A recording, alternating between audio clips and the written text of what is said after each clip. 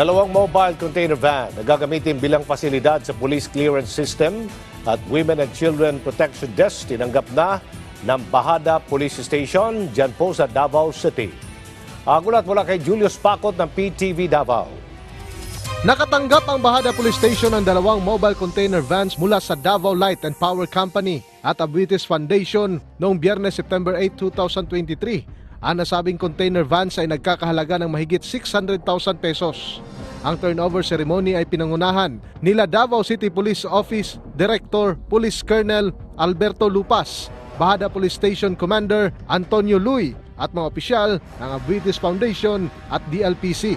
Ayon kay Colonel Lupas, ang dalawang container vans ay isang malaking tulong kung saan gagamitin ito bilang facility sa Police Clearance System at Women's and Children's Protection Desk. Ito naman ang unang pagkakataon kung saan sila ay nagbigay ng container van sa mga kapulisan, ang DLPC at Abuitis Foundation.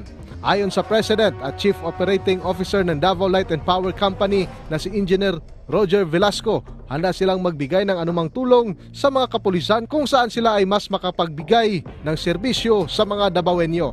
Robert, thank you, and we are very much happy that Davao Light give Police 18 support in terms of the donation of the two container vans. Peace and order that we can contribute boils down to improvement in peace and order.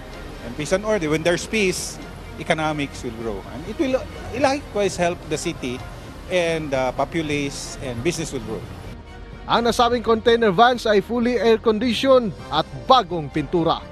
Mula dito sa PTV Davao, Julius Pacot para sa Bayan.